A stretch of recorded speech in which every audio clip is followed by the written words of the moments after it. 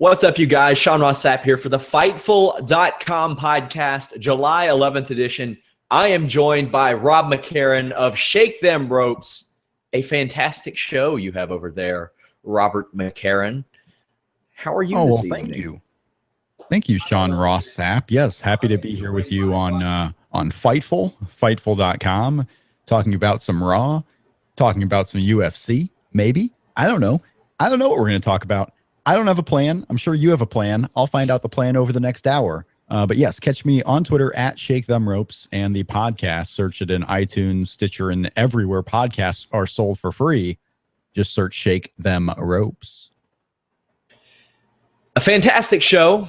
I've been on it multiple times. I always enjoy it. You do a lot of great work over there. So, of course, we're happy to have you here on Mondays. We are reunited. And on Tuesday night, starting next week, we will have your Shake Them Ropes co-host, Jeff Hawkins.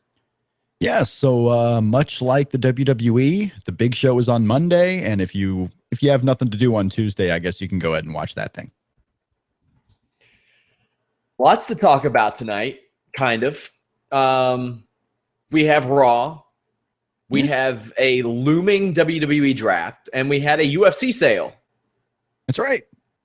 The much rumored UFC sale for a while. Rumors really kicked off earlier this year, and then you had Darren Ravel on ESPN really getting the mainstream fervor up about this. You had Jeremy Botter basically confirming this sale about 3 weeks ago, and then now everyone else caught up with the papers being signed last Saturday and UFC announcing it themselves. So yeah, UFC $4 billion. What, as much as Lucasfilm? And that it's crazy the amount this is going for. And a lot of questions will be asked over the next few weeks, as they already have. But we're not going to get any answers anytime soon, especially because the figurehead manager with Dana White is still in charge. So it's not like anything's changing drastically overnight. As long as that yellow mat goes away, I'm okay. Yeah, lots of stuff. Lots of moving parts in this UFC sale. Dana White is staying in charge. The Fertittas are going to remain minority owners. Flash Entertainment, the group out of Abu Dhabi, in which bought a share, they're going to retain that share. Rob, to be quite honest, you were one of my best sources of information on this subject. This isn't new news. What kind of journalist are you outing your sources right to their face? You've made it pretty public on your Twitter. I mean, it's not like a secret. You've had some good information about this. But yeah, I will say one thing. Oh, go ahead. If there was one company that would undermine a $4 billion sale just to spite the media, it's the UFC. Yeah, no, this was, I was DMing you. This was done a month ago. It really was. It was done a month ago, and then you had Dana White and UFC out there telling employees that no, there's no sale. They're telling their employees that not only is there not a sale completed, that there's no talks in advanced stages. So go figure. But yeah, this was pretty much a done deal. It was all semantics as far as how done it was. They just hadn't fully completed it yet, but everything was agreed to, and here we are. UFC is sold. And we have a media company now coming in as the primary owner as far as a figurehead. You got a lot of people in the pot who are going to want profits on a business where a lot of people think it's already peaked. So we're going to have some interesting next couple of years here. And especially as TV deals start showing up, as ESPN desperately tries to retain customers and maybe even grow their business with online over-the-top streaming. So there's going to be a lot of bidders for UFC, and they might be in a good position right now, but it all depends. The next 2 years really are going to be really critical. Also, guys, I wanted to give you an update on Fightful.com. You may have seen the post that James Vander Linden, our site owner, made earlier this afternoon. If you didn't, go check that out. The site is not finished. We launched it Friday because we didn't want to keep you all waiting anymore. But there's a lot of stuff to come. Some of the features are going to be streamlined much more. We will have comment boards. We will have forums as well. We're going to have podcasts every week with the likes of Rob, Jeff, Vince Russo, Showdown Joe. If you all don't know who Showdown Joe is, man, I've worked with few MMA analysts as good as this guy, and we did a UFC 200 show. And also, Rob, I got to put you over because you're not traditionally an MMA guy, and you were fantastic on our breaking news show with John Jones last week. You were incredible. Well, here's the thing about me. I can fake my way through anything. I watched maybe about 5 minutes of tonight's Raw, and you're going to see me fake my way through it pretty excellently tonight. So I can fake you give me bullet points. I'm going to be able to fake my way through it.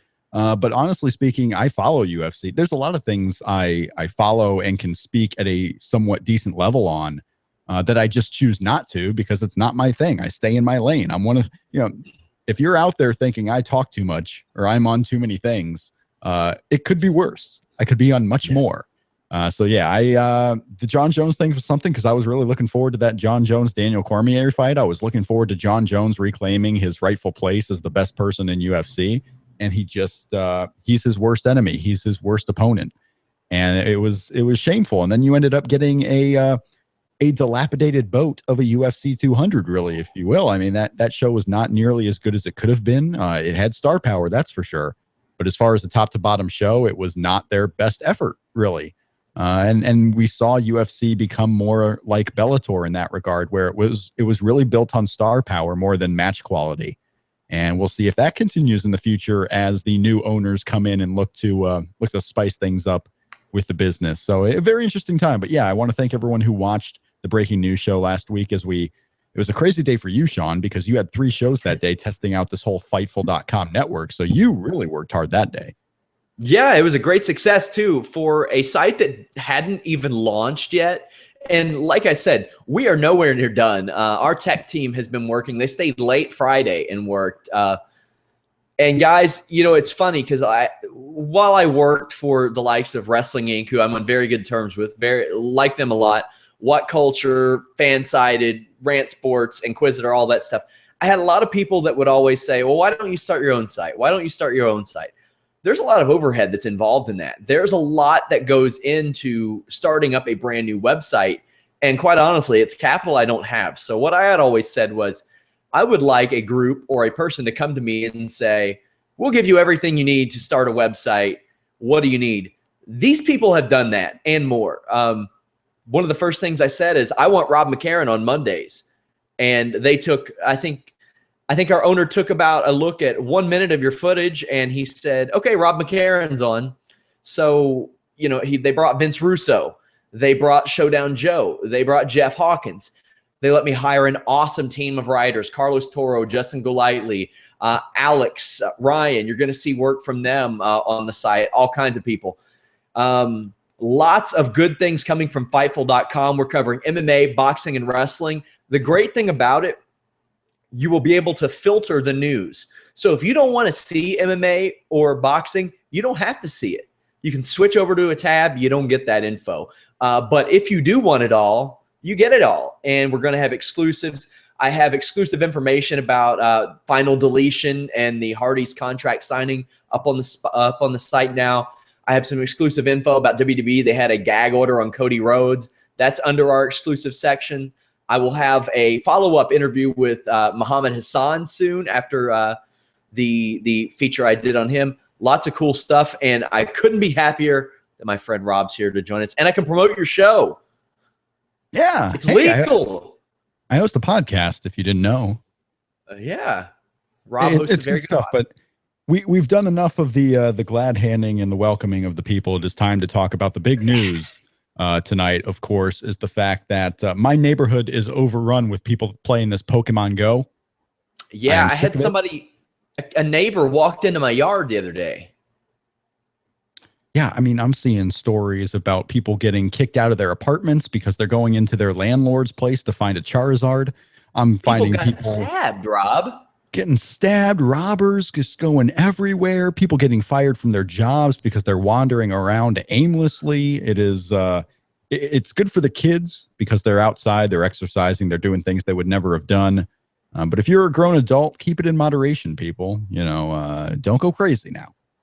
Justin Golightly, one of our writers. I hope I'm saying his name right because I've known him for years, but I've never heard his last name pronounced. Yeah, that's true. Asked me to put him over. You guys have to check out his article on John Jones. Not only that, the artwork that he did with it. Fantastic stuff. Now, before we get into Raw, Rob, I have to ask you, Tim Duncan retired today. Of the current WWE roster, who is their Tim Duncan? Who is their Tim Duncan? So this would be someone who has had a lengthy career, who has been at the top spot, but never maybe considered the best player in the league. Someone who keeps a relatively low profile outside of the company. I think the closest person that can fit that is probably Randy Orton.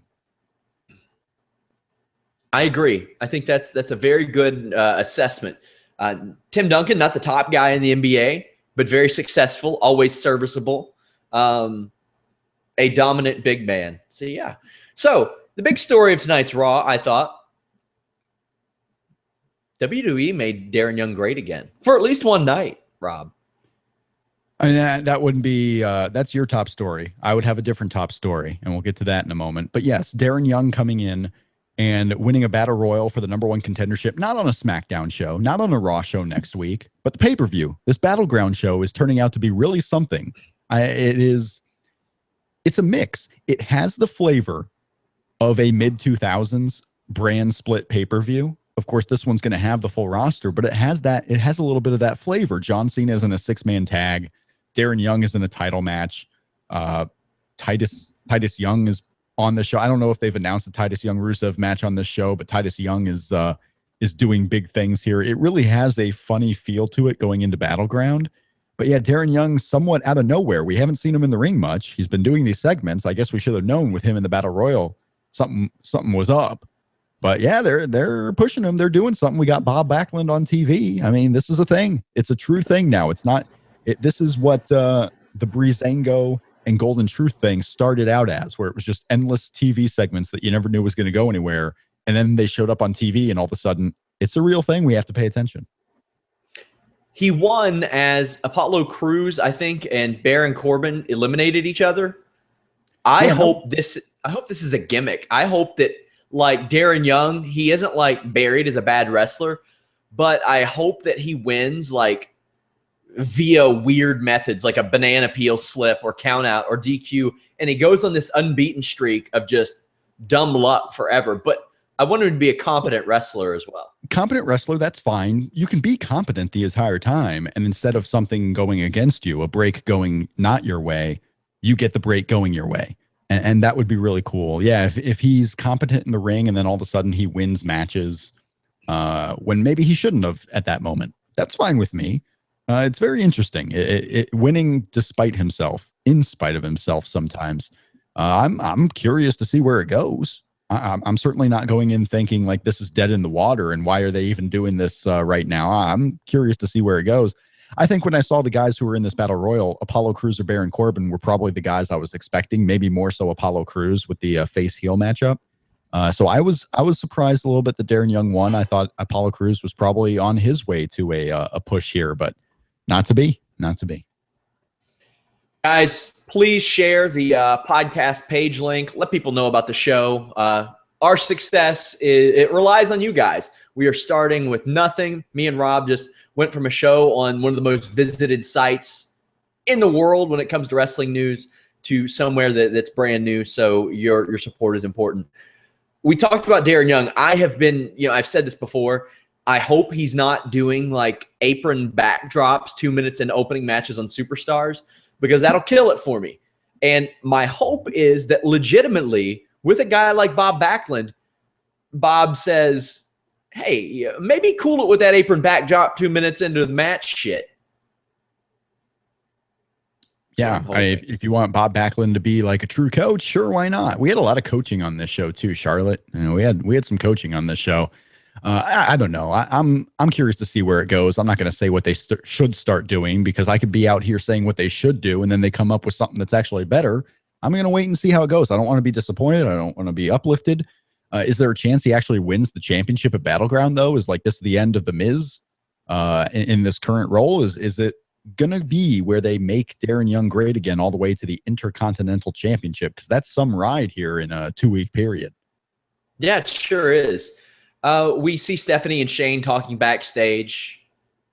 They wonder aloud if Vince is there to talk about the Mr. Robot premiere, which would have kicked ass, really. That would have been cool. It's a good show. The commercials do not do it justice.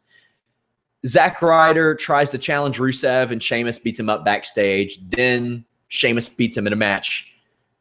This seems like they're just biding time until, and Rusev put him in the accolade after. This kind of seems like just biding time until the draft, but what do you make of it? Yeah, it's biding time until the draft. It's also biding time throughout a 3-hour show when they were keeping John Cena off of it as much as they could to get to his segment. You had no Randy Orton tonight. You had no Brock Lesnar tonight, no Undertaker, a lot of talent that isn't on the show anymore. This is what a 3-hour Raw is right now. Imagine what's going to happen when the roster is cut in half and you can only use half of these guys. That's going to be the fearful time. On the note of Tim Duncan, to your question, Shannon at my Twitter feed at Shake Them Ropes says, wouldn't The Undertaker be WWE's Tim Duncan? And that's a pretty good nominee right there. It is, especially when you're talking about longevity. Longevity, never the top guy, but a sure, Randy Orton is questionable as far as he's like on maybe a top 5 or even top 10 guy in WWE history. Undertaker is sure top 10, but no one's ever calling him the best of his generation. He had Steve Austin, The Rock to contend with, then he had Triple H to contend with, then he had John Cena to contend with, and you don't hear much of him outside of the WWE. He also keeps his character intact. I think Undertaker might actually be a better nominee than Randy Orton. So good job, Shannon. Yeah, that's a hell of a comparison. I like that one. And doesn't that just prove the point even further that we didn't even think of The Undertaker when this, because he doesn't come right into mind, And that's sometimes the case when you're talking about great basketball players and Tim Duncan. He's not always the one who comes to mind, but there he is. Yeah. Breezango beat the Lucha Dragons. There's really nothing that we need to say about this. It happened. Breezango won. This is a superstar first hour of Raw. Some first hour of Raw. This is Kalisto E Sin Cara, Breezango. I tell you what, at least they have tag teams. I mean, it looks like they're gonna have tag team divisions on both shows. No, because you got so many tag teams out there now. You have these two. You have Ascension coming back. You have the Usos. You have the Club. You have Dudley Boys. You have Enzo and Cass. If they don't split them up on the draft. Got a lot of tag teams happening here, so I got to figure there will be a tag team division on both shows based on the amount of tag teams they have right now. I've just got word that the surge in traffic apparently was a little too much. Apparently Fightful is down for a brief moment. We'll get that fixed. Until then, you can still watch it in the YouTube player. Channel, kids. Hit that subscribe button right now so that you always know where to go and you can always get us. Exactly. I'm not sure what format these podcasts will necessarily be on moving forward. I am pushing for this, though. I am pushing for the YouTube, and then afterwards we move to audio and things of that nature. So hopefully we can do that. Next up, we had the Rollins report. Now, I missed the first couple of minutes of this. Okay. What did you think of this segment? I did catch the very end with Dean Ambrose cutting a pretty impassioned promo. One of Dean Ambrose's better promos. I thought the Rollins report was a cool thing. I've been calling for Rollins to do something like this for a year. When he had his, for a half a year, whatever it may be. Almost a year now in November. When Randy Orton did his Randy News Network reports, I thought Seth Rollins could have fit right in that kind of vein when he was hurt. Keep himself on TV a little bit, make sure that people don't forget who he is. And I know that's sometimes a silly thing to say, like people are ever going to forget who Seth Rollins is. As soon as he comes back, people are going to know him. But you kind of keep him on TV. Especially if you're going to bring him back as a heel. In hindsight, they should have done the Seth News Network or something like that. So this is a segment where I thought he could do really well in. They are really going after the Rollins versus Reigns angle. And combine that with the fact that next week we're going to get Ambrose and Rollins for the title. To me, it looks pretty clear that they're going to keep Reigns and Rollins on the same show after the draft, and Ambrose will be a face of one of the other shows. So will Ambrose go to the Styles Cena show? Will Styles and Cena stay on the Reigns and Rollins show? I'm not sure. But it looks like Ambrose is probably going by himself away from the Shield guys based on everything that happened on this show tonight and the announcement of the title match last week or next week. But yeah, the Seth Rollins thing is going well. I'm looking forward to see when Roman Reigns comes back if they actually do go in that singles direction. But yes, one of Ambrose's better nights not coming out there with a ton of props, doing the comedy stuff, coming out there as the world champion heading into a title fight. Looking forward to that. There were a couple of cliffhangers, or not necessarily cliffhangers. There was one cliffhanger and, some interesting stuff for next week's Raw. We have the title match. We have another big thing, which we will talk about in a moment. I didn't think this was that bad. From what I saw of it, the last part of it. So I was cool with that. Sami Zayn was out on commentary, and Kevin Owens had him removed. He complained to Stephanie McMahon, saying that this was an unsafe work environment. They brawled briefly, which I did like, the fact that they can't keep their hands off of each other. They just have to beat the living shit out of each other because they hate each other so much. I always wanted a Peter Griffin versus the Chicken storyline in WWE. I'm not a big Family Guy fan, but I always like that every single time these two see each other, it doesn't matter where they are. Catering, the bathroom, the hotel, in line at Subway, they beat the living shit out of each other. I think that would be great. You got some crappy Bo Dallas versus Turd Mongoose match, and here come Kevin Owens and Sami Zayn rolling down the ramp fighting. I know, Rob, that you are upset. You don't want Turd Mongoose matches interrupted, but I think that would kind of be a cool way to take it, which I think is probably ending very soon anyway. Is that Mojo Rawley's new name that I haven't been made aware of? Yeah, Kevin Owens and Sami Zayn is over after Battleground. I think those two guys are definitely getting split up, and probably a good reason. And if you go to it in the future, if you go to those two fighting again at a WrestleMania or a big show, it'll mean even more because they're not always on the same show. Keeping them on the same show means you have to find a way to separate them on said show. And that's pretty tough. Sometimes, guys just intertwine, especially if they're going to go for a mid-card title. I mean, how many times do we get these multi-man mid-card title matches where everyone is involved? It's tough to keep them separated, and this draft is a perfect excuse. Kevin Owens was great here. Sami Zayn is getting there. He's still not anywhere near as over with the WWE audience as he has been in NXT or the independents, but he is closely getting there, and he does really well on the house shows. So I think that obviously it will come, but Kevin Owens continues to be a star. I mean, Kevin Owens is a guy kind of like a Randy Orton, kind of like what Bray Wyatt was for the year before Kevin Owens showed up on TV. It's a guy who's going to win a lot of big matches. It's a guy who can theoretically step into the main event. He's not the top guy, but they keep him credible in a variety of ways. So Kevin Owens really has his stock risen in WWE. And then the match with Cesaro, of course, here on Raw was one of the better Raw matches you see. And that's what Cesaro does. You go back a year prior, you go back 2 years prior, look at the best Raw matches. A lot of them consisted of John Cena matches, but a lot of them also consisted of Cesaro matches. And Cesaro, for a while there, was getting the mid-show 20-minute match segments. Like, they knew they could put Cesaro out there with a bunch of different people, and he was going to deliver, and that's what happened tonight. Yeah, I don't think Cesaro will ever be that top guy, but he will always be the utility player. He will always be the Bip Roberts, my friends. You can put him at any position. Yeah, I know it's hard. Bip Roberts is hard to live up to, Rob. 1992 All-Star. Broke up a Pedro Martinez no-hitter, 24-game hitting streak in 94. But I think he can be that guy. It's just sad because he left us recently. Bip Roberts? Me?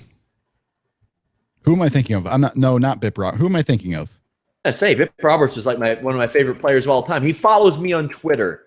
I don't think he is passed. I'm thinking about it now. It was not Bip Roberts, but it was someone of that ilk. I'm going to try to figure out who it was. Yeah. Either way, I think he's great. Yeah, he's still alive. Shout outs to Bip Roberts. But Tony Phillips. Tony Phillips is the one I was thinking of. He was very comparable. Two very comparable players. But I think Cesaro always fills that role. A thing I loved about this match, Kevin Owens won with something that wasn't his finisher, but looked like he could finish a match. The spinning rack neck breaker. He won with the reverse TKO, if you will. Yeah, so that could be another. And it's about time, really. The pop-up powerbomb is great, but it looked kind of silly him doing that to Mark Henry the other night. So developing a second finisher, which is also a big power move. It's also a move that would look silly kind of if he hit it to Mark Henry, although it would seem powerful. Developing more moves, pretty good for Kevin Owens. It's crazy that he waited a whole year and a half to actually do it. CM Punk came in with the Anaconda Vice, But even CM Punk had to develop a second move really quickly. AJ Styles came in here not even doing his Styles Clash to develop a second and third move on WWE television. And here Kevin Owens goes, finally developing one. And it's a big one. It reverse TKO. It kind of fits into, his whole name. And I'm sure they'll run away with how to say that thing. But it was an excellent finish, excellent match. People bought the spinning TKO as the finish too. It wasn't a move. It wasn't a transitional move in their eyes where they said, oh, that's not going to finish him. Let's be silent during this 3 count. No, they were counting along and it finished Cesaro. And I know some people are upset that Cesaro keeps losing, but if you're competitive in these types of matches, you're involved with the bigger programs. He wins every once in a while too. They're not burying Cesaro. This is a big match. I want to see big matches like this on Raw. And I would much rather see someone actually win than Sami Zayn come in the middle of the match and it goes to a DQ. This was a win for us fans tonight, and it's not burying Cesaro. We can't keep complaining when a segment like this happens because this should be what we want, and I think for the most part, it's what people say they want. So if now we're being against this, we're hypocrites. I like this segment. I like the match. I like the angle with Sami Zayn and Kevin Owens. This to me is the most well-built match for Battleground, despite the fact that the John Cena club stuff is doing really well. I'm just not too hyped for a 6-man on pay-per-view. A 6-man to me screams, go 20 minutes on Raw and then entertain everybody. But on pay-per-view, there's not a whole lot of meaning in who wins. So to me, Sami Zayn, Kevin Owens continues to be the strongest built match for the show. Yeah, I don't necessarily like the Cesaro, Sami Zayn working together. If I was Cesaro, no way in hell I would be palling around with a guy who cost me the Intercontinental title 2 months ago. But, that I can look past. We get Titus O'Neil versus Heath Slater. I don't necessarily want teams split up in the draft because they have a lot of good ones. But if it happens, I hope it's a social outcast just so we can see a reformed Slater Gator. That's what I want. So much reformed, they're against each other. Slater Gator was fun. It really was. It was great. It really was. But tonight, they were on opposite ends of the spectrum. And Heath Slater looked really good. But Titus O'Neil, I'm still confused a little bit about Titus O'Neil. I don't know what's happening there. He's not that good. Titus O'Neil's doing really well. It was fun. I like Titus O'Neil matches. Put him in there with a Jack Swagger. Put him in there with a bigger guy. Put him in there with Connor, honestly. Throw those superstars matches on Raw. Not Connor. Sorry, Victor. Okay. Wrong one. I'm sorry. I apologize. That was my fault, Sean. That was my fault. Let me put down the gun here. Titus O'Neil won with Clash of the Titus. Dances as his music goes off. So is thing over? Is that over? Am I missing something? Is he done with Rusev? Yeah, I hope. He got his ass kicked a lot. Wyatt Family Compound. Now, yes.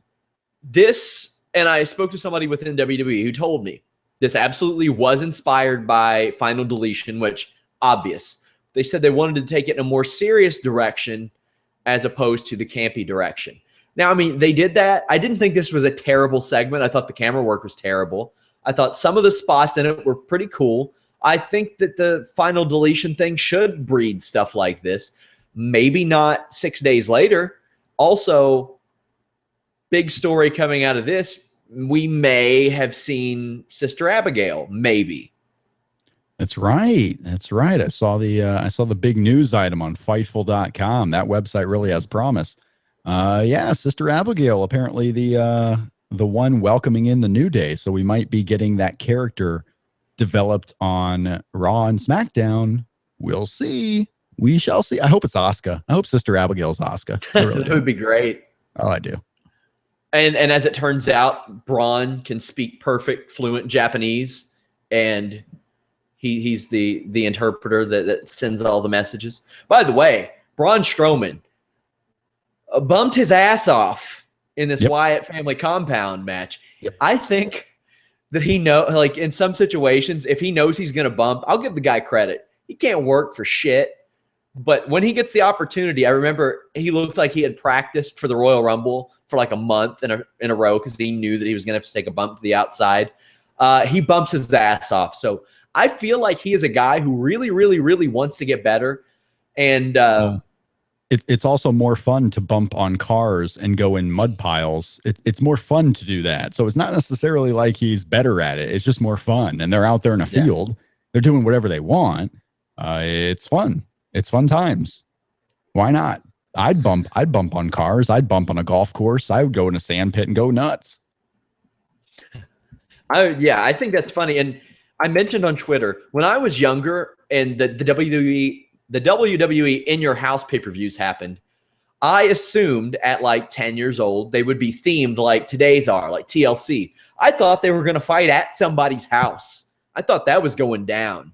I didn't know any better. So when that didn't happen, I was a little upset. So about 20 years too late, I'm finally getting these In Your House matches. Yeah, I have a post up regarding that and a little bit of info I found from somebody within WWE. On Fightful.com, our tech team is working right now past midnight or almost at midnight to get the site back up. So there you go. It's past midnight in Brazil. So, hey, there you go. Count it. There you go. So I didn't think this segment was that bad. I mean, but they should not have done this a week after. It wasn't bad, but you were inviting comparisons, and I think the majority of my timeline anyway enjoyed the final deletion more. You had bigger stars, Matt and Jeff Hardy. You had a well built up thing. I mean, it was something that was coming, months in advance or months with a month's worth of work into it versus something that was set up last week on Raw. And I didn't like the quick cuts. I didn't like that this fight that seemed like it probably went on for an hour was cut down to 4 or 5 minutes. It just doesn't seem too realistic there. And then when the segment starts, it's New Day all up. It's the Wyatt family all up, and they go into battle. And guess what happens at the end? All of the Wyatt family is standing up side by side. The New Day is standing up side by side. They go to this compound, and absolutely nothing is accomplished. There's no change. There's nothing furthered. They just went to this place to fight a little bit, and then each of them went home. And to me, something should have been accomplished. Whether you something silly, like if you want to keep going this crazy and maybe they kidnap Xavier Woods, or maybe the Wyatt family is on their home turf, but the New Day actually knocks one of them out. Something should have happened here, but to me, it was just 5 minutes to do the final deletion, and there's no progress. Yeah, and I feel like, we say they shouldn't have done it a week later, but these two teams could end up split on different brands. You don't know what'll happen. So, and I imagine they will. And that's the thing. If you want to shoehorn it in with those guys, that's fine. But they could have done something with the Wyatts that was built up with someone else later on, right? To where the comparisons wouldn't be there too much. And maybe they're not worried about TNA. Impact did 400,000 viewers. It was hot on social media that night. But you have a lot more people. 7 to 8 times as many people watching Raw. So they're not too worried about a fraction of that audience maybe coming over and saying, hey, I saw this on TNA. They don't care. They really don't care. So timing wise, it was interesting. I think if you wanted to avoid the comparisons, you hold off on it. I just think the bigger criticisms are for the segment itself, maybe going longer, maybe shot in a different way. Yeah. The filters made everyone look the same at times. There were definitely things that could have been improved, maybe with more foresight and forethought into it. Enzo and Cass versus the Club. Before this, we see the Club backstage, and they make fun of John Cena and do how long ago was the Allen Iverson practice thing, Rob? The practice thing was a long time ago, but these are nerdy. In AJ Styles' case, he is a nerdy dad, right? Yeah. I mean, I do like that they say ski after everything, though. Yeah. It was cool. The biggest part of this part was Carl Anderson's sick burn on Renee Young in her Unfiltered show. And then the worst part of it was Doc goes to give the too sweet to Carl after that sick burn, and Carl can't even reach him because of the way they make those guys stand in a hallway all tight. And you can't even do the too sweet. He's trying to reach over there like, what is he doing? I love these guys. There was a top here and there was a bottom here. But this got you ready. And AJ Styles, of course, is the leader of this club, but he's also an uncool dad who is going to make weird jokes. It just so happened that Carl Anderson made the funny joke in this one. So I love the club dynamic. It's really working for me. What do you make of the fact that, as far as I know, there is no club merchandise on the WWE website yet? There's AJ Styles, but there's no Carl Anderson. There's no Doc Gallows. Like, what's going on there? Collectively, is there any like club stuff, anything that says club? Because that might, they might be tiptoeing a fine line there between what is legal and what's not. Now, I know you're always up on the trademarks and things like that. So that's true. Then why name them the club? Are you more concerned about people getting? Because if you name them the club but don't sell merchandise, you're telling the audience, you're doing what the Outsiders did. You're telling the audience that we want you to think these are guys from New Japan Pro Wrestling. We want you to think these guys are outsiders. They're doing that over selling merchandise. You can name them something else, sell merchandise. People are still going to know who Carl Anderson is and Luke Gallows is if they really want to find out. So I wonder if they're sacrificing merchandise to call them the club and not sell any merch based on that name. I don't know what's going on. Maybe the club's not long for this world. Maybe they will end up going separate ways. I just don't. That'd be terrible. Yeah, it's just silly because Samoa Joe comes in. They had merch ready. They were selling merch the night Samoa Joe showed up. Same thing with Kevin Owens on WWE TV. You got all these guys coming in, and merch is right there ready, but not for the club. It's been what has it been, 4 or 5 months since they got here, and you're not selling Carl Anderson merch? That's got to suck for those guys too. Enzo and Cass win by DQ as AJ tosses Cass over the barrier. Enzo and Cass stay protected. Enzo did lose to AJ Styles, but there are far worse things that can happen to these guys. Tag team wrestlers can lose in singles matches. It's not especially the babyface in peril to AJ Styles. Fine with that. John Cena came out and made the save, a surprise. A lot of people, they had said that he wasn't there. Not only that, the crowd really liked John Cena. Well, it's a different dynamic when you don't think a star is going to be there and you're kind of disappointed, and then he shows up. You would probably get that dynamic if a big time heel. If there was a show in Randy Orton at his peak popularity, even as a heel, if you had told the crowd that Randy Orton wasn't there and then he shows up as a surprise, people are going to pop and be excited for it. That's part of it. But also John Cena is great. And everyone realizes as they spend the entire show talking about how John Cena is his time up, how much longer does he have? He's doing all these outside projects. Maybe the crowd's starting to realize that, hey, you know what? We've had it pretty good kind of with John Cena. Maybe we shouldn't be so happy and thankful that he's about to go. Let's kind of relish him while he's here before it's too late. There might be some of that going on too. But if I was at a show and a big star who had previously been advertised to be there was announced as not being there, I'd be disappointed. And if he showed up, I'd be really excited. So, and that can go for anyone of a big star ilk. So John Cena, popping that crowd in Detroit. Good for him. Good for them. Dana Brooke and Sasha Banks went 13 minutes, Rob. Yes, damn. And I will tell you, I was happy for this match. I was happy that they're finally giving a well-deserved shot at a long match on television to someone who I feel in the women's division has been kind of held down. I mean, they keep her off TV for a long period of time. It's about time Dana Brooke got her shot on WWE Raw in a long match. I loved it. The wrong person won, obviously. Dana Brooke should have taken this one probably in about 2 minutes. But hey, Sasha Banks gets the win. She's the one in line for Charlotte. So if that's the direction you're going, so be it. We're going to get this match again on SmackDown. You must be stopped. 13 minutes. I must be stopped. 13 minutes this match went. 13 minutes. I was surprised a Dana Brooke match went. Could have gone 40. It could have gone 40. It's a 3-hour show. Any match could go 40. I apologize. I used the wrong word there, Sean. Shoulda gone 30. Thank you. I can just see our viewers dwindling. You're welcome.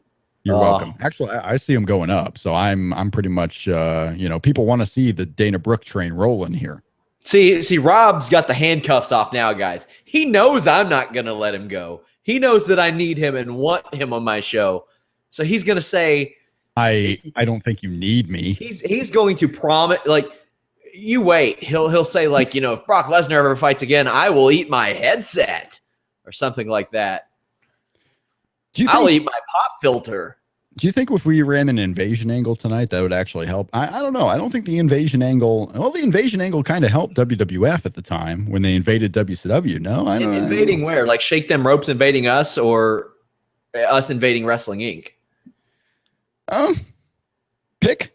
I'm on good terms. I'm on good terms with Wrestling Inc. By the way, guys, I heard some people were trolling their thing in our name. Please don't do that. Be better than that. Yeah. Be the good side. Be the WWF side. Yes. I don't come to a site where there are like minimum word counts and want, more sophomoric behavior. I mean, you'll get plenty of that on our shows. I mean, I'm doing a mock draft with Vince Russo this week. So there's going to be plenty of sophomoric humor, I'm sure. But yeah, just don't troll people. If they debut a Sister Abigail here in the next month or so, who are your candidates? Who do you think might fill that role? Ooh. Well, I'll ask you, do you think it'd be somebody on the roster, or do you think they would sign somebody? Because there's a big difference. They have the people like Lana who will never wrestle, or will never wrestle, but that's not the plan. It's not going to be anyone on the main roster right now. Could I see them bringing someone up from NXT who's been on TV even? Maybe. Yeah. I don't know if they would do that.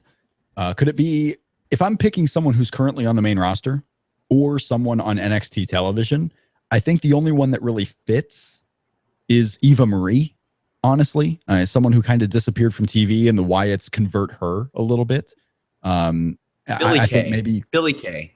Billy Kay, I think fits. If you want to go for that kind of stereotypical look of a goth, you can put Billy Kay in there. Even Peyton Royce, maybe, if you really want to.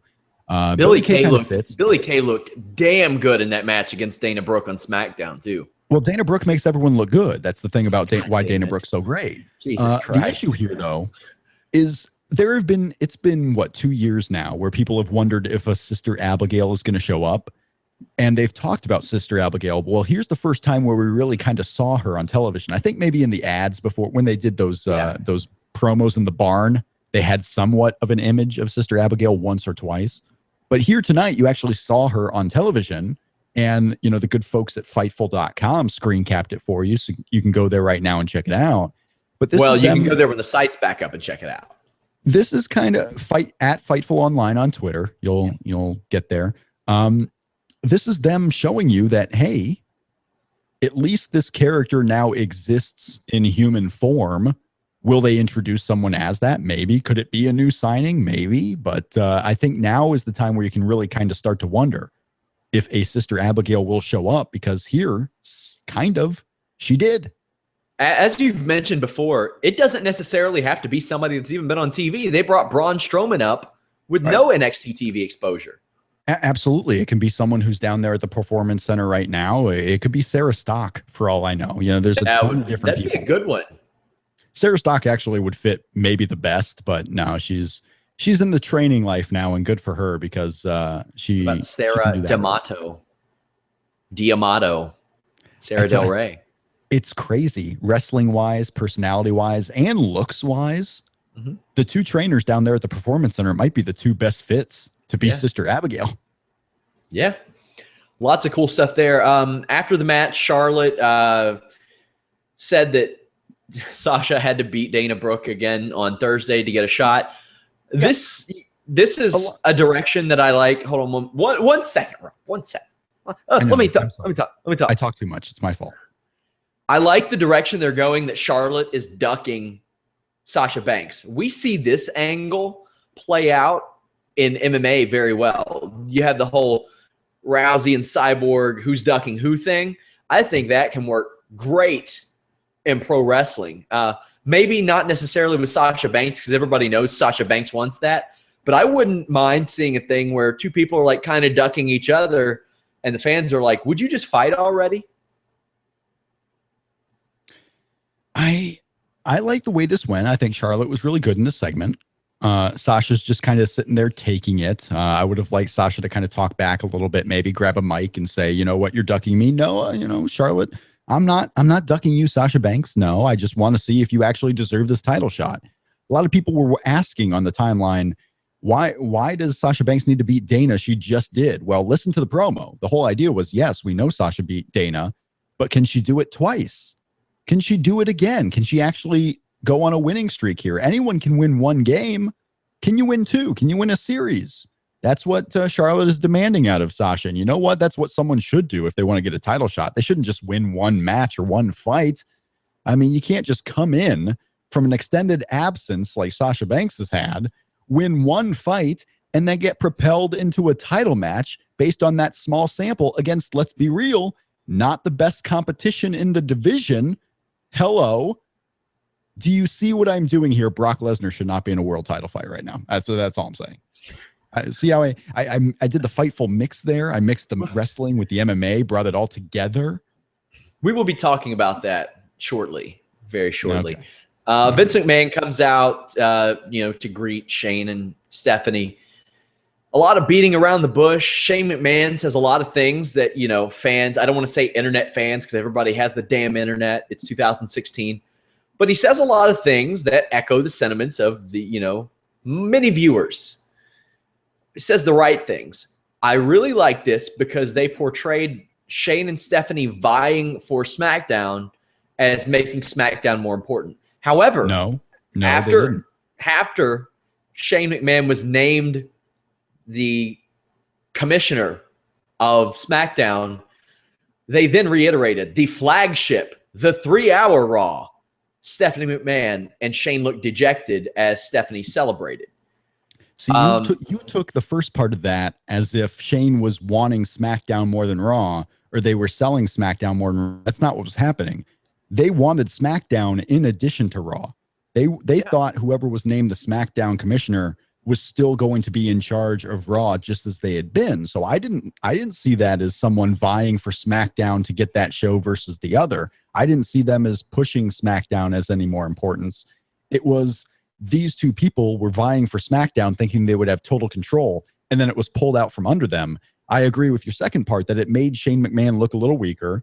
And then because Stephanie got the big flagship show, it reiterates to the fans that, hey, Raw's the most important one. But now Shane's going to make SmackDown look a little different. So give it a shot for a short period of time, right? It was very interesting in the way they told the story and pulled the rug out from under Shane McMahon at the end. So they teased that there will be 2 more authority figures announced next Monday. I love this cliffhanger. I thought the idea of adding general managers is a great idea. They have until next Monday to decide. We've seen some teasing. Eric Bischoff has said on Twitter, don't rule it out, yada, yada. I'll ask you, Rob, who do you think these 2 general managers would be, and how do you feel about having multiple authority figures, especially considering it's quite possible Shane McMahon will rarely be on SmackDown? And that's the reason why they're doing this. Do I want more authority figures? No. This is Vince McMahon basically creating 2 new positions as commissioner, and then we get the GMs. The GM of Raw is going to be Triple H, and the GM of SmackDown is going to be Daniel Bryan, and they won't be on every show. The weeks where Daniel Bryan's not there, they can have Shane. The weeks when no one is there, it's not like they really need it. They can write a story of a show where the matches are decided by the wrestlers themselves. They can buy their way out of a week here and there to where you just don't need a GM or an authority figure present on SmackDown. But those would be my guesses. Triple H with, siding with Stephanie McMahon. So that way they have total power. It's not Stephanie fighting with an authority figure. You're going to have 2 versus anyone. And then on Shane, he's probably going to introduce a Daniel Bryan type. Maybe it's not actually Daniel Bryan. I think it might be, with Daniel Bryan getting back in the fold here. The fact that he can come in for one show and then go right home. It'll be interesting. I think you're going to get more of the wrestler side as the GM. I don't see Eric Bischoff coming back. I don't see a Kurt Angle coming back to be one of these positions. Those would be my 2 picks if I'm picking right now. I think those are the best bets. I could see one of them even doing or saying, I'm going to have a revolving door of GMs, things like that, to get some people back in the fold. Maybe that doesn't work out and Triple H comes and, takes the reins then. A lot of ways they can take this, but I do like the cliffhanger. they built a WWE title match for next week and a couple of GM teases as well. Yeah, I like the fact that there's any type of cliffhanger. I mean, we don't get that on Raw much anymore. We get matches that end and then the show goes off the air, or we get a segment like tonight where there's two GMs, they get chosen and then they go away, or two commissioners. We don't get a lot of the cliffhanger type stuff. So any cliffhanger is good. I just don't know if this is the right way to go about it. But hey, now I'm going to tune in and watch. They kind of teased this GM unveiling, and then in a way, Sean, don't you think, though, it was kind of a bait and switch, because they teased these two GMs and then said, okay, we gave you the GMs, but guess what? We're not actually giving you those who will be in charge, because that's going to come later. Yeah, I do. I absolutely think it was a bait and switch. Definitely. Yeah, I mean, there's really not more to say about it. There was, but I mean, I see why they did it. I mean, it had been it hadn't been teased, but it had been assumed that each McMahon child was going to take over a show. I mean, that's kind of what this was all leading to, but now there's a little more to it. I'm okay with that. And, ultimately it can lead to interactions between the GM and the commissioner. So I'm cool with that as well. So Raw happened. Todd Frazier made the finals of the Home Run Derby. Didn't win it. That's a shame. But Giancarlo Stanton, man, is a beast. I mean, he was going to win that Home Run Derby. He was the big favorite going in. He was going to win that thing. The only way he wasn't going to win that thing is if he decided to bunt every at bat, which would be silly. Why would you go to the Home Run Derby and bunt all night long? That'd be just crazy talk. Do you remember Triple Play 2000? Do you remember that game? The code where you could bunt and hit like 1,000-foot home run? Of course I remember Triple Play 2000, Sean. What kind of monster do you think I am? And the funny line in there where the guy goes, "Oh, Buck, he crushed it," when you hit like 1,000-foot home run.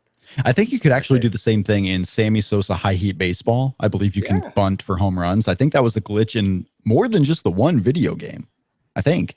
Maybe I'm wrong. Maybe I have that mistaken. Yeah. Well, that was childhood memories right there. Brock Lesnar fought this weekend, Rob. What are you're doing the For Life thing? I see that. I was trying to figure out, how did they do that? For Life. I don't know. I don't know what I'm doing over here. Can people see me when I'm not talking? Because that might be embarrassing for the last 50 minutes of the show. Only when there are more than two people. I'm just By saying. the way, somebody asks, is that the hat that Rob is going to eat after UFC 203? I can't eat this one. This is the what was it? Who did they play? White Sox and Tigers? I believe it was the White Sox. Maybe I'm wrong. I forget who it was. Hell of a hat, Rob. The Negro League tribute game this year I went to on a Saturday back in early June. I went at Comerica Park. This was the hat we all got for being the first 10,000 people in attendance. So I'm wearing this hat on the very first occasion here of the Fightful Raw podcast. And no, this is not the hat I'm going to eat. I would not eat this one. I have other ones that are in contention if that day ever comes. But guess what we had, Sean? What's that? John Jones pulling out of a UFC pay-per-view 2 days in advance. Demetrius Johnson gets hurt. So that continues the UFC curse. Thus far, every pay-per-view through UFC 201, which hasn't even happened yet, has had a champion, a challenger, or a former champion pull out of the fight, or the pay-per-view's been canceled altogether, or they had to move one in the case of the Rousey home getting moved from January to November. And guess what? I want to plug your show real quick again, though, Rob. Go if you do eat a hat, it will be on Shake Them Ropes. So you got to follow Rob at Shake Them Ropes. Find out when that is. Subscribe to the Voices of Wrestling YouTube page, because lots of good stuff up there. If I eat a hat, it will be a television event. It will be a live televised event that will occur within 30 days of the CM Punk fight, if it is to ever happen. I don't believe it will, but you saw evidence so much this week of fights that just evaporate quickly and for varying reasons. There's just no, I don't care if CM Punk is announced in a fight. There's a lot of time between now and September to where something can go wrong for he or Mickey Gall, or for the pay-per-view itself, or for anything. So I'm not worried about getting hat recipes quite yet.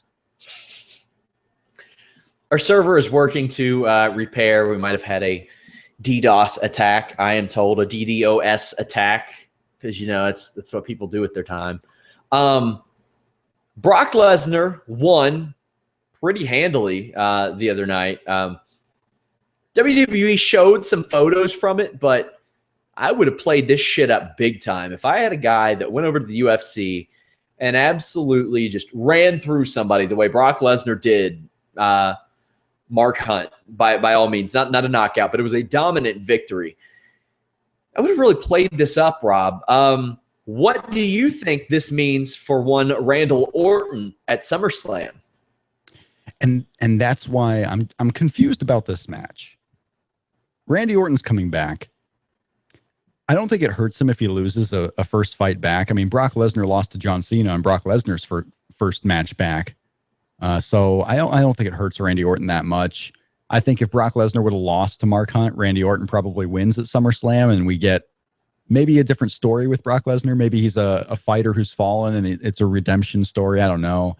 Maybe they would have had Brock Lesnar win anyway and be like, I lost this fight, but I'm back and stronger than ever. I'm going to beat up Randy Orton to a pulp.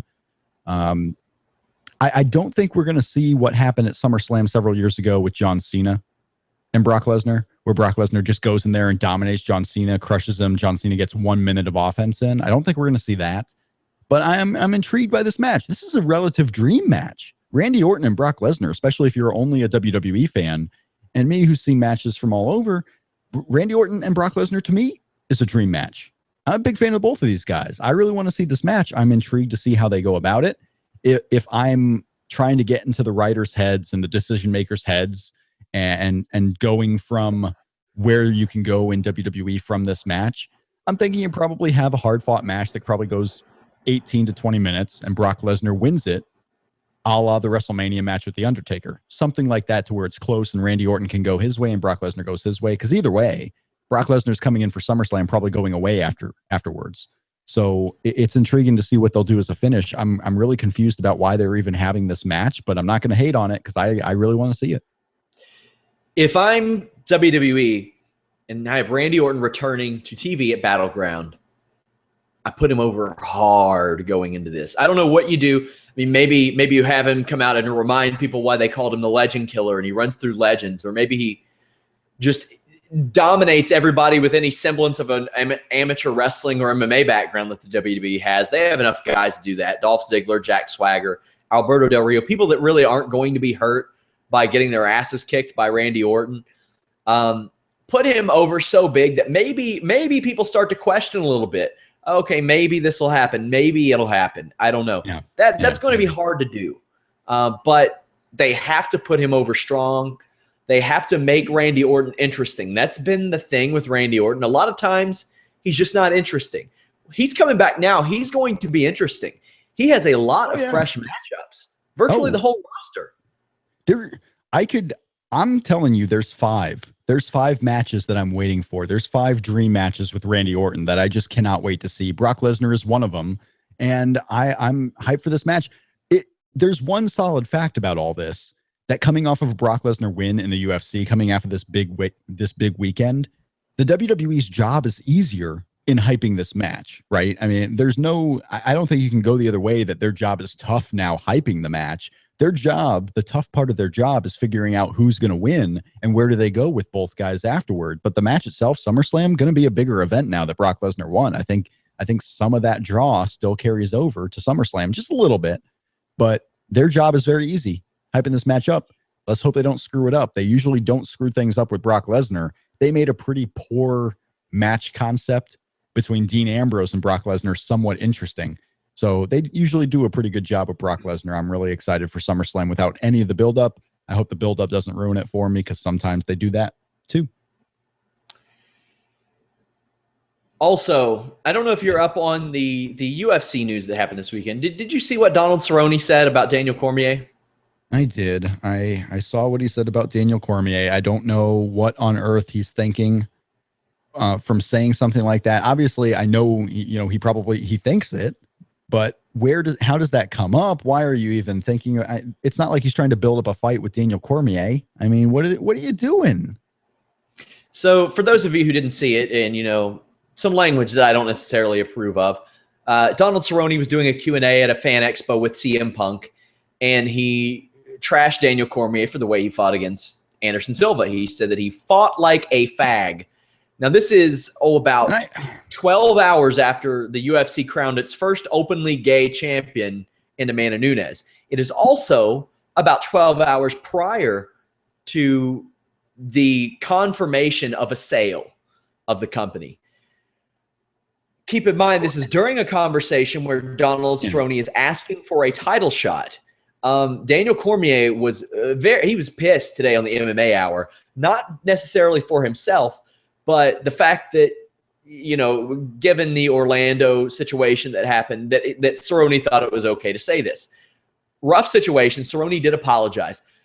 I'll say this. Donald Cerrone is one of the most open-minded fighters I've ever spoken to. It's just he has some words in his vernacular that probably shouldn't be used by a person in his position. Yeah, and that's the angle that I'm seeing a lot from all this is the timing. You had the timing with Amanda Nunes. You had the timing with Daniel Cormier's fight. You have the timing with the UFC sale happening. A lot of people are focusing on that timing. Like, this is something that shouldn't have been said, especially because of the timing. Something that shouldn't be said because it's stupid. And Daniel Cormier, especially from a fighter's perspective, if you want to go a lot of different perspectives on this, you want to say that about Daniel Cormier, who had spent, you know, the past, 3 or 4 months, and Donald Cerrone should know this about training for a specific fighter and then getting that switch, because he's gone in there as a late minute replacement. He's also had late minute replacements put on him. You train for a specific style, and John Jones is not the same as Anderson Silva. Sure, Anderson Silva comes in there underweight. He comes in there with a lot of time off, and he's probably not as dangerous as he was. But Daniel Cormier's got to fight that fight to win. You can't go in there against Anderson Silva and lose. So if he didn't look like he was, that was not the Daniel Cormier you were going to see against John Jones. It just wasn't. Yeah. The Daniel Cormier you got against Anderson Silva was not going to be the same fighter against John Jones, because your strategies are different. Your focuses are different. He goes from trying to beat a rival to retain his title to now trying to just survive a fight until he can get his real fight. So, of course, the way he looks in the ring is going to be a little bit different. The timing was bad. The reason for saying it was horrible. The concept behind his idea was just stupid and dumb. And then, of course, you have the optics around it with the fact that you're saying something like this at a trying time. You're saying something like this because in his mind, he equates that word to people who are less than, and the beliefs have to change. And this is, I'm not saying anything new here. You'll hear this a lot, but you can't be relegating someone who you think was less than with that particular word, because then, your fans, the fans of Donald Cerrone, are out there thinking, hey, if my idol or my favorite fighter or whatever the case may be says something like this, I can probably think that way. It's okay. I can say this. Even if I don't mean it, I can go out there and say something similar. It was a bad look for UFC. It was a bad look for him. The worst look is for him himself. And this was going on at the same time as CM Punk was out there. So by association, CM Punk doesn't come off looking that great in all of this too, even though the idea wasn't even in his head. It's just, it was not a good day or not a good segment for UFC. They had a lot of rough patches over this week too. As mainstream as UFC 200 was, they had a lot of rough patches throughout the last week. They sure did. And, if Donald Cerrone doesn't like that fighting style, he should probably stop trying to get fights with Khabib Nurmagomedov, because that man is a wrestling machine, and from what I've seen, can't be stopped. Guys, check out our sponsor, draftbeast.com. I'll give you some more information this Thursday when myself and Vince Russo bring you our live mock draft. That'll happen Thursday afternoon. Myself and Rob did one over at Wrestling Inc. It was a great success. I want to say we were the originators because we got in before everybody else. We did it first, and I will have you know, I'm sending draft tips. I'm sending draft tips, especially on the NXT side, to one Mr. Vince Russo. I'm giving him a crash course. We're giving him a crash course on the old NXT side. This guy's going to pull out some rabbits out of his hat. You're not going to be ready for him, Sean. You better start preparing. You better start thinking like a conniving evil genius. I put in good words for you and Vince Russo with our benefactor, the site owner, and you conspire against me. You think I'm talking to Vince Russo? You think that's something that's actually happening? Yeah. It's not. Yeah, I do. I think in exchange you are getting swerve tips about hat eating. Vince can follow me at Shake Them Ropes. That's what I think. Vince can go follow me, Vince. If you want to DM me, you follow me. Guys, follow Rob at Shake Them Ropes. Check out his great podcast, Shake Them Ropes, of course. He is all over the place. Of course, go to Fightful.com. We have lots of stuff to add. The site will be operating shortly. Very soon. We got our tech team working on it, servers working on it, all that stuff. The site is not done. It's not going to be done for a little while, but we had to bring you the great content and coverage that we had. Wrestling, MMA, boxing, lots of cool stuff. Like I said, draftbeast.com. Check that out as well. Really cool stuff there. Follow us on Twitter at Fightful Online. We are merging a Facebook page that I have because I accidentally had 2 of them, as it turns out. So I'll get you up on that info soon. Subscribe to our YouTube page. As I mentioned, I'm not sure if this will be the format, but I'm really pushing for us to remain on YouTube Live because I think that's a great platform for all of you and for us, obviously. I do not know if we're going to be on iTunes. I'm waiting to find out. I know that the podcasts were originally designed to be members only, but it is free to become a member of Fightful.com. You just register. You get access to all of our exclusive stuff from Vince Russo, Showdown Joe, exclusive stories, things like that. You will never have to pay for anything on Fightful.com, I assure you. Guys, spread the word. Fightful.com, preferably when the site's up. Rob, anything to leave the people with, my friend? I faked my way through Raw pretty good, didn't I? You did. I should probably go watch the show after this thing. Dang. Got an update on the site. Somebody says, our server got hit with a shit ton of traffic at once. They are trying to fix it. So Fightful.com off to a good success, off to a good start, a successful start, rather, according to our tech team. I want to thank you all for that. I really appreciate it. Make this work, and we will bring you the content that you guys want. Whatever you guys want, I'll get it for you. We got pretty much free reign to do stuff like that. Bro, Rob, my friend,